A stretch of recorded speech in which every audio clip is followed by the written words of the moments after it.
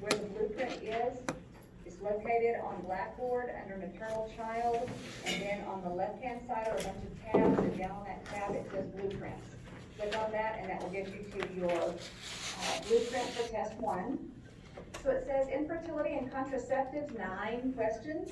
I told you to know that chart, know the chart, know the chart. Now on infertility, I told you not to know the test, but I did tell you some things, so make sure you know, you listened to my PowerPoint, and you wrote down the notes on the things that I did tell you. You can re-listen to lecture capture it, I think it took.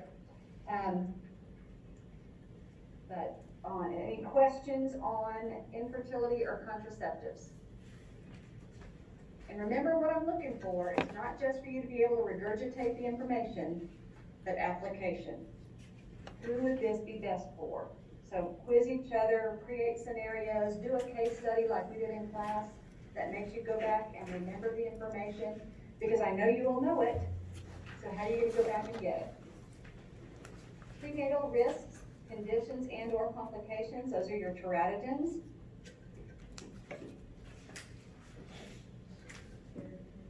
Diagnostic, preventive measures, and education. That could be some of my questions, it could be somebody else's questions. I told you not to know the test for infertility, so don't worry about that. Nutrition, do I have a nutrition question? I don't think I have a nutrition question, but I do have a couple of pharmacology questions. So down here under need to know these drugs, I would look them up and see if they're safe to take in pregnancy.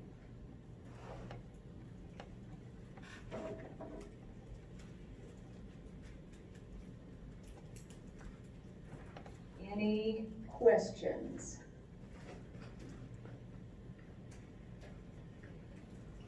Can you repeat what you said over the prenatal risk, conditions, and or complications? Okay. That's your teratogens. That was the last thing that I was talking about. The environmental aspects and the things that can affect the baby's formation in the womb, possible birth defects because of that. So that would be your woman's health. Is she doing drugs? What kind of drugs is she doing? Does the doctor know? That sort of thing. So that if you saw a question, it would automatically take you back to what you studied, and a red flag would go up and go, oh, she can't do that. Or good for her, whatever it is. Are you going to be concerned about the stages of infertility? No. So you talked about Wait, now wait a minute. The stages, that means, you're talking about the Greek stages? Yes.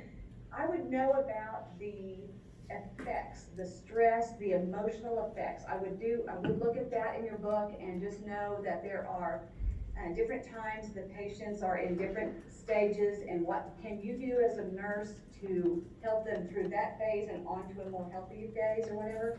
So yes, look at the emotional part. I'm sorry, I misunderstood your question to begin with. I was thinking clinical and not emotional.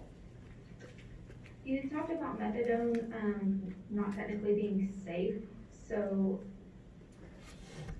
but they are gonna be able to get it. So what did I tell you about methadone? Do you remember? Well, you said that we would rather have them on that than doing cocaine, but is it still technically not safe for pregnancy? True. What else did I say? What do I need to do? Lowest after weekly. Yeah, she needs to go in frequently to make sure she's dosing at the lowest amount she's supposed to. So it's one of those risks versus, which one are we gonna take? Did that answer your question? Yeah. Okay. So if you have any questions, and I want you to have some questions, but if you post one to discussion board, please text me. My texting number is in Blackboard under my name. It's 580-789-1244. I turn it off at 9, it comes on at 6, so even if you're up at 2 studying, it won't bother me. Text me, say, hey, I left something on discussion board, and that way I can go in there and look at it and answer any questions you might have. I really don't mind. I may roll my eyes, but you can't see that, okay? So we're good. on here. Okay, Okay, so for my part, the first one is mastectomy, hysterectomy. Well, what are those? They're major surgery, right? So pre and post-op care, anything you're gonna teach them. So, question on that part, actually, I Okay. took a picture of it. So the question on the,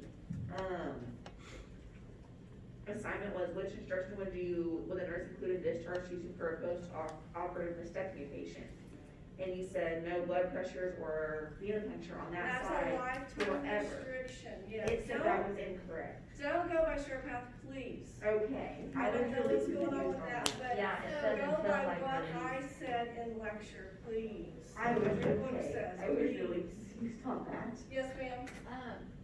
Depending on the mastectomy, it may not be a lifetime restriction now, it depends on if they take lymph nodes and whatnot. Yes.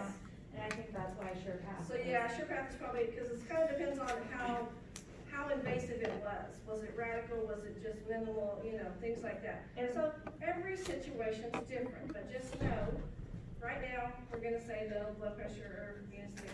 And I figured that's where they were aiming towards, Yeah. like lymph nodes and, how much Things they change took. every day too, research and stuff, and so.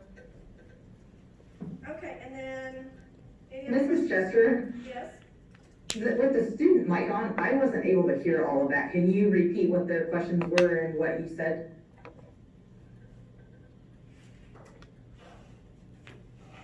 Yeah, they were just asking about on the mastectomy, like the SurePath questions, said, I think the answer was when cleared by the surgeon, they could have venipunctures and blood pressures.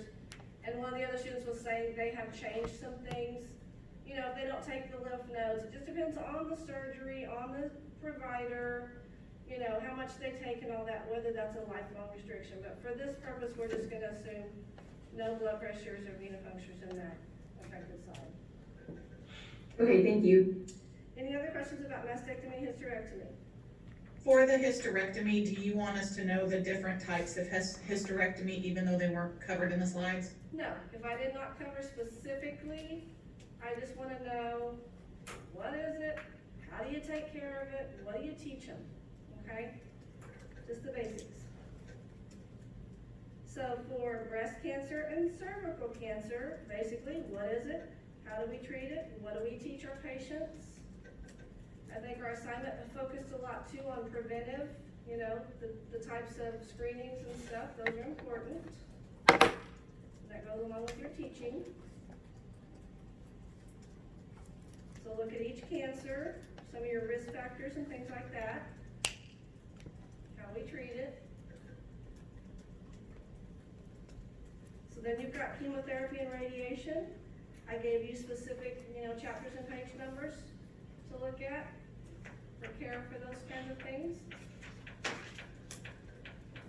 think I talked a little bit about knowing your lab values and stuff like that. And I think the only other part I had on here was maybe down there where it says diagnostic preventive measures and education. Preventive measures and education goes with pretty much everything, so. I don't believe I had really any other things on there, so. Any questions? I do have one question. It says breast cancer and cervical cancer, and I know we also covered ovarian and uterine. Are those still important? Because we might get questions. I know they're important, but more studying, since it has breast and cervical, they have a lot of content over that. Do we still need to focus on those other ones for preventive measures or education that may be taught on the other cancers? It could be, yes. It could be your preventive measures could be prevented for, ovarian or, something like that. But I would focus on exactly what's on the blueprint too. Thank you. You're welcome. Any Is other it my questions? turn? Which labs, all, the blood labs? What did I talk about in lecture? Do you remember? White blood cells. Wait, well, re-listen to what I talked about, or talk I to know some of white your blood. buddies here, because I think they know And the white bread, I know those. what I was talking about specifically, some things, so. What was that question? She was asking on labs, and I said I mentioned something in lecture about labs, and so just go back and listen. Was it the white blood cell count and how chemotherapy affects it?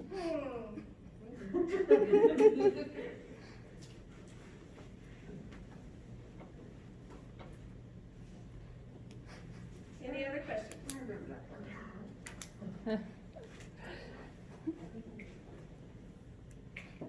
All right. So that leaves it to me. I would show my lovely face, however, I am homesick today, so I'm not going to show my lovely face because it's not so lovely this morning. You can look at the lovely picture. Okay, growth and development. And I will tell you that, growth and development, there is a lot of information to know. It's one of the hardest parts of this of this course, maternal child, just because growth and development will be on every single test from here on out. So knowing your milestones, knowing, some of the different things, the, potential injuries and those types of things are important. Some of the things that I've written down to make sure, just before I get to questions, on growth and development, motor and physical, and think about, what can they do? What are they able to do physically? So for example, what do you expect a 4-year-old to be able to do? What do you expect a 3-month-old to be able to do? What do you expect a 1-year-old or 12-month-old to be able to do physically? So those types of things. A 3-month-old will hold a rattle, but they won't necessarily grab it. You can put it in their hands, they'll play with it, they'll hold on to it, they'll actively hold on to that, those types of things. You'll also want to know reflexes. Reflexes change. Some are present when we're born, and then as we develop, they go away. Some we don't have when we're born, but then they come a little bit later. Levinsky, all those different Moro reflexes, those types of things. The grasp reflex, you put something in a baby's hand and they grip it. And the suck reflex, those types of things. Some of them stay with us forever. Of course, I don't know, and some don't. So you might be aware, because what happens if a child cannot meet those benchmarks, right? If you have a child that is 3 months old and can't do what it needs to do, or what it should be able to do, be it hold its head up, hold the rattle, those types of things, then we want to do a further assessment. We want to look deeper into what's going on. If you have a child that doesn't have a reflex that they should have at a certain age, then again, we need to do a deeper assessment. So that's why you can need some of that and know about those things. Where are they at in that? Remember with toddlers, we talked about routines are very important. We also know that toddlers and preschoolers are really good about extending bedtimes for multiple, I need a drink of water, I need to go to the bathroom, I'm hungry, those types of things. Some of the things with routine is having that routine and then telling the child ahead of time, hey, it's just about bedtime. You get that routine and you warn them, or you tell them, hey, we're doing this routine and now it's almost bedtime, you're gonna have to go get in bed. So then they have the opportunity to ask for those things. Would that be under a psychosocial cognitive? Yes. Also psychosocial and cognitive, is also going to be, think about your adolescents needing to have, and school-age kids to need to have interaction with other students, other people their own age. They need that interaction. If not, there's gonna be something lacking in their psychosocial aspect of growth and development. They're not gonna improve as well as they should if they have their peers around and those types of things. They can get depressed. Safety, you need to kind of know your most dangerous things for your different age ranges, which we talked about, your anticipatory guidance, those types of things, teaching, what are things that are safe for the, and toys are safe for the different ages. And we know that, aspiration or swallowing something because toddlers put stuff in their mouth is one of the biggest risks for them. So we wanna make sure that we're watching and thinking about that. Also, one of the things I wanna mention is, you know, Heidi, my youngest, when she was little, and this is an example I would typically give in, lecture, but because I was speeding through, and she was about 9 months, 10 months old, maybe a year, she wasn't walking yet, she was crawling everywhere.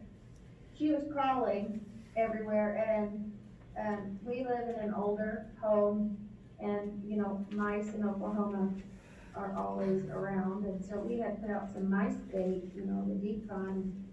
Really, she had crawled back into the bedroom, and where I had put the mouse bait, I really hadn't even given any thought to her being around it, but she found it. And I heard rattle, rattle, rattle, and I thought maybe my husband was back in the bedroom, and so I just figured she was with him, and they, you know, she had something she was rattling around, rattle, rattle, rattle, you know, and the next thing I know, I go back in the bedroom, and her face is blue from eating the decon. And, we ended up calling poison control, because whenever a child ingests something, as nurses, that's how we educate parents. If they ingest something, they need to call poison control. And so I called poison control, and they said, well, she's fine.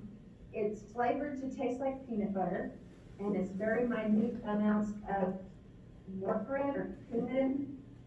And so very, very minimal dosage for like a small mouse, you know, they eat it and then they bleed to death, because it's a large dose for their little bodies. But for Heidi, she would be just fine, no worries, because, it's not enough to cause her any harm.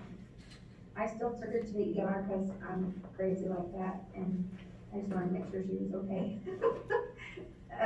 And she was fine. So just think about that with safety and things that can happen that way. Another thing with development, frozen development is, abuse is always out there, right, as a possibility, for growth and development. And so we kind of need to think about, if you have a school-age child or an adolescent with a lot of bruises, or a toddler or an infant,